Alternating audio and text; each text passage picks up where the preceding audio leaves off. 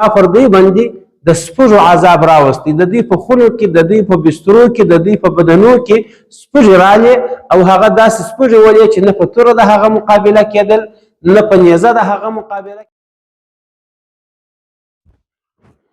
الحمد لله رب العالمين والصلاة والسلام على أشرف الأنبياء والمرسلين أما بعد.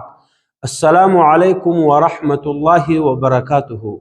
قدرمنو لیدونکو او اوریدونکو، نن موږ د حضرت موسی علیه السلام هغه نښانې بیانوو چې الله سبحانه وتعالی ورکړې وې او الله سبحانه وتعالی په سورة بني اسرائیل کې فرمایي ولقد آتینا موسی 9 آیات بینات. بلا شکه موږ موسی علیه السلام ته د خپل قدرت او خپل عظمت او خپل لویي نښانې ورکړې وې. هغه نښانې چې شوې د موسی علیه السلام د هغه نښانو څخه اوله نښانه دا وه چې کومه لکړه چې ده درلودل هغه به الله سبحانه وتعالی په مار بدلول. کله چې به موسی علیه السلام هغه لکړه وغورځول هغه به په مار بدله سوه. او د موسی علیه السلام دوهمه نښانه دا وه چې کله به موسی علیه السلام خپل لاس په بغل کې ونیوی بیا به یې راښکاره کوي، خلکو ته به یې پورته کوي، هغه به داسې ځلېدی لکه لمر، یو روښانه لاس یې درلودی. هغه هم د الله سبحانه وتعالی د قدرت او د موسی علیه السلام معجزه وه. کله چې موسی علیه السلام د فرعون د جادوګرانو سره مقابله سوله نو موسی علیه السلام په دغه مقابله کې کامیاب سو او هغه 80,000 جادوګران چې د فرعون د تایید او د هغه د کومک دپاره راغلي وه هغه 80,000 جادوګران ټول مؤمنان سوله، پر حضرت موسی علیه السلام ایمان راوړي. خو فرعون او د هغه قوم بیا هم د موسی علیه السلام د نبوت او د هغه د رسالت څخه انکار وکړي. نو الله سبحانه وتعالی د دغه څه وروسته د هغه پر قوم د فرعون پر قوم باندې پر قبطیانو باندې چې د فرعون قوم نو الله سبحانه وتعالی پر دې باندې عذابونه را شروع کړل چې هر عذاب د الله سبحانه وتعالی یو نښانه وه، د الله سبحانه وتعالی د قدرت یو علامه وه. تر ټولو اول چې پر قبطیانو باندې د فرعون پر قوم عذاب رالی هغه د وچکالۍ عذاب و. د دوی کښتونه کم سوله، د دوی میوې کمې سولې، د دوی حاصلات کم سوله. الله سبحانه وتعالی پر ټول مصر باندې د فرعونیانو د کفر د هغو د شرک په وجه باندې الله سبحانه وتعالی پر دوی باندې وچکالي راوستل، د دوی میوې یې ورکمې کړلې، د دوی کښتونه یې ورکم کړه، د دوی حاصلات یې ورکم کړله. دا د حضرت موسی علیه السلام دریم علامه وه. څلرمه علامه د حضرت موسی علیه السلام دا وه چې الله سبحانه وتعالی په سورة الاعراف کې بیانوي چې الله سبحانه وتعالی فرمایي فارسلنا علیهم الطوفان، موږ پر دوی باندې طوفان راواستوئ. د موسی علیه السلام دغه معجزه وه او دا د موسی علیه السلام د هغه نښانو څخه څلرمه نښانه وه چې الله سبحانه وتعالی د فرعون پر قوم باندې یو طوفان راوستی، 7 ورځې او 8 شپې مسلسل بارانونه شروع وه. د الله قدرت ته ګوره، د قبطیانو او د بنو اسرائیلو، د فرعون د قوم او د موسی علیه السلام د قوم کورونه سره څنګ پر څنګ وه. کله چې باران شروع سو، کله چې طوفان رالی 7 ورځې او 8 شپې مسلسل باران شروع و، د بني اسرائیلو کورو ته باران نه ورتلی، د هغو په کورو کې اوبه نه درېدلې، د قبطیانو کورونه د اوبو ډک سوله، د هغو کښتونه د اوبو ډک سوله، د هغو خونې او د هغو تعمیرات ټول د اوبو ډک سوله او دوی د هلاکت سره مخامخ سوله. بیا دوی حضرت موسی علیه السلام ته وویل چې ته دعا وکړه پروردګار ته چې الله سبحانه وتعالی زموږ ته دغه عذاب پورته کړي. کله چې موسی علیه السلام دوی ته دعا وکړله او الله سبحانه وتعالی د دوی څخه دغه عذاب پورته کوي، 1 میاشت مسلسل د دوی څخه عذاب پورته و. خو بیا هم دوی د دغه عذاب وروسته پر موسی علیه السلام ایمان نه راوړی، پر الله سبحانه وتعالی ایمان نه راوړی. نو الله سبحانه وتعالی خپل 5مه نښانه پر دوی باندې راواستول او پر دوی باندې یو بل عذاب راواستوي چې هغه والجراد الله سبحانه وتعالى ملخان راواستول، د دوی کشتونه د ملخانو څخه ډک سوله، د دوی کشتونه ټول ملخانو وخوړل. حتی روایاتو کې راغلي دي چې د دوی دروازې یې وخوړلې، د دوی چتونه یې وخوړل، د دوی د چتو لرګیان یې وخوړل.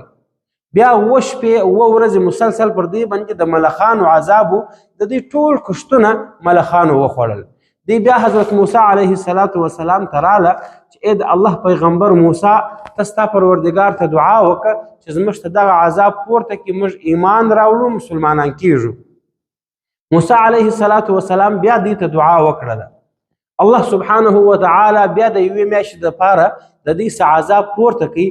کله چې د دې څه عذاب پورته سو، دوی بیا د ایمان څه انکار وکړي، بیا هغه خپل کفر او نافرمانی شروع کړله او د موسی علیه السلام سره دشمنی شروع کړله. د دې وروسته الله سبحانه وتعالی پر دې باندې خپله شپږمه نښانه د خپل قدرت ښکاره کړله، والقمله، چې الله سبحانه وتعالی فرمایي چې ما پر دې باندې د سپږو عذاب راوستی. د دوی په خونو کې، د دوی په بسترو کې، د دوی په بدنو کې سپږې رالې او هغه داسې سپږې ولې چې نه په توره د هغه مقابله کېدل، نه په نیزه د هغه مقابله کېدل. د دوی ټول خونې، د دوی ټول د اوسېدو ځایونه د سپږو څخه ډک سول. دوی نه آرام کولی سوی، نه یې خوراک کولی سوی، نه یې خوب کولی سوی، نه یې ژوند کولی سوی. او د دوی چې کم حاصلات و، کم غنم و او کم شان د خوراک و، هغو ټولو خصمانان وکړله، هغه هم ټول هلاک سوله. بیا 7 شپې او 7 ورځې مسلسل پر دوی باندې دغه د سپږو او خصمانانو عذاب شروع و. بیا دوی حضرت موسی علیه السلام ته راله چې ای د الله پیغمبره ته ستا پروردګار ته دعا وکړه چې زموږ ته د عذاب پورته کړي، موږ ایمان راوړو، موږ پر تا باندې ایمان راوړو، موږ په ایمان کې داخلیږو. بیا موسی علیه السلام یو مهربانه پیغمبر و، هغه الله سبحانه وتعالی ته دعا وکړله. الله سبحانه وتعالی د دوی څخه دغه د سپږو عذاب پورته کړي. یوه میاشت بیا د دوی څخه عذاب پورته و، الله سبحانه وتعالی دوی ته مهلت ورکړي. کله چې بیا هم دوی ایمان نه راوړي، پر هغه خپل کفر ولاړ و، پر هغه خپله نافرماني ولاړ وله او د موسی علیه السلام سره دشمني شروع وه، نو الله سبحانه وتعالی خپله 7مه نښانه پر دوی راواستول، والضفادع، چې هغه د چونګښو عذاب و. الله سبحانه وتعالی پر دوی باندې د چونګښو عذاب راواستوي. د دې کښتونه هم د چونګښو ډک وله. کله چې به دوی سالن پخوي، په دې کې به هم چونګښې ولوېدلې. کله چې به یې ډوډۍ خوړل، د خوراک په کاسه کې به هم چونګښې ولوېدلې. کله چې به دوی پرېوتل د آرام دپاره، د خوب ځای به هم د چونګښو ډک و. خو لنډه دا چې 7 شپې او 7 ورځې مسلسل پر دوی باندې د چونګښو عذاب و. دوی نه خوب کولی سوی، نه یې خوراک کولی سوی، نه یې آرام کولی سوی. کله چې دوی ډېر ستړي سول د دې عذاب څخه، نو بیا حضرت موسی علیه السلام ته راله چې ای د الله پیغمبره ته الله سبحانه وتعالی ته دعا وکړه چې هغه زموږ څخه دا عذاب پورته کړي، موږ پر تا ایمان راوړو. موسی علیه السلام یو مهربانه پیغمبر و، هغه الله سبحانه وتعالی ته دعا وکړله. الله سبحانه وتعالی د دوی څخه دغه عذاب بیا پورته کړي. بیا یوه میاشت د دوی څخه الله سبحانه وتعالی عذاب پورته و. بیا دوی په دغه میاشت کې نه پر موسی علیه السلام ایمان راوړي، نه پر الله سبحانه وتعالی ایمان راوړي. میاشت بعد الله سبحانه وتعالی پر دوی باندې خپله 8مه نښانه ښکاره کړله چې هغه د عذاب په شکل کې و. ودمه الله سبحانه وتعالی پر دوی باندې د وینو عذاب راوستی. د وینو عذاب دغه و، کله به دوی د چښلو دپاره یو لوښی راپورته کوي، هغه به د وینو ډک سو.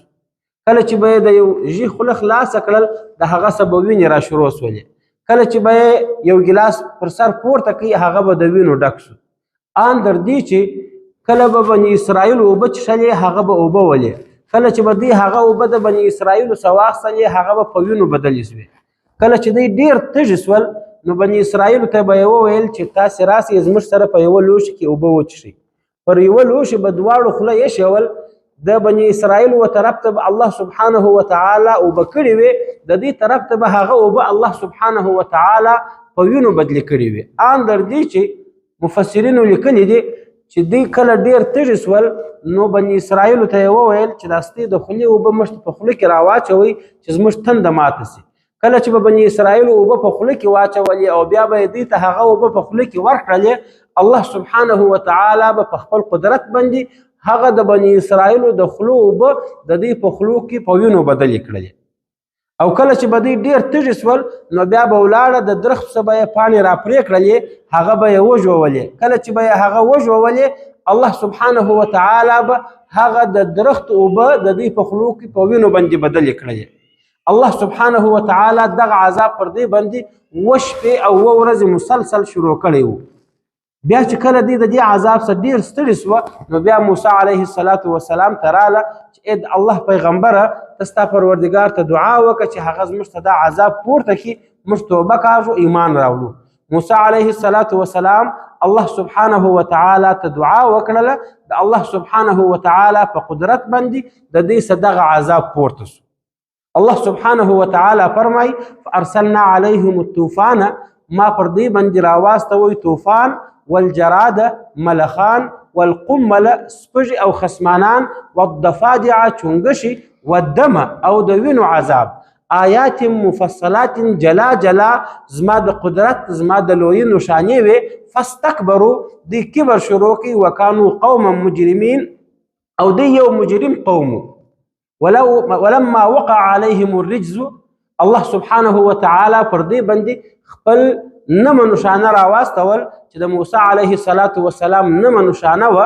او الله سبحانه وتعالی فرمایي چې کله د دې څخه د وینو عذاب پورته سو، دی ایمان نه راوړی نو ما پر دې باندې یو بل عذاب راواستوي. هغه عذاب دا و چې الله سبحانه وتعالی فرمایي ولما وقع عليهم الرجز، کله چې پر دې باندې وبا او طاعون رالی، د وبا نه جوړې راله، قالو دوی وویل یا موسی ادع لنا ربک، ای موسی ته ستا پروردګار ته دعا وکړه، بما عهد عندك، هغه چې ستا سره یې وعده کړې ده، لئن کشفت عنا الرجز، که چیرې تا زموږ ته دغه د طوفان دغه د وبا او دغه د طاعون عذاب پورته کوي، لنؤمنن لك، موږ به خامخا پر تا ایمان راوړو، ولنرسلن معك بني اسرائیل، او موږ به ستا سره بني اسرائیل واستوو. دا د الله سبحانه وتعالی نمه نشانه وه چې کله الله سبحانه وتعالی پر قبطیانو باندې د فرعون پر قوم باندې یو وبا راوستل، او په دغه وبا کې اویا زره فرعونیان مړه سوله. الله سبحانه وتعالی د دې حالت بیانوي چې دی پروردګار ته د توبې کښلو اراده وکړله، او موسی علیه السلام ته راله چې ای د الله پیغمبره لئن کشفت عنا الرجز، که چیرې تا دغه عذاب زموږ څخه پورته کوي او تا الله سبحانه وتعالی ته دعا وکړله، لنؤمنن لك، موږ به پر تا ایمان راوړو، ولنرسلن معك بني اسرائیل، او موږ به بني اسرائیل آزاد کړو، ستا سره به یې واستوو.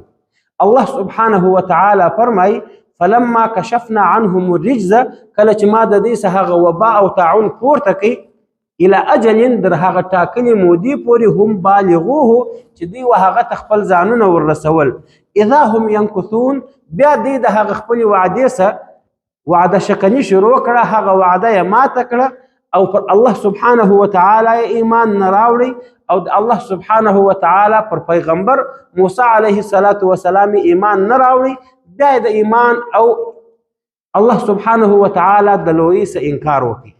الله سبحانه وتعالی د دغه نو نشانو وروسته پروردګار فرمایي فانتقمنا منهم، موږ د دې څخه د دې د نافرمانۍ انتقام واخیستی، فاغرقناهم فی الیم، دوی ټول ما په بحر قلزم کې هلاک کړله.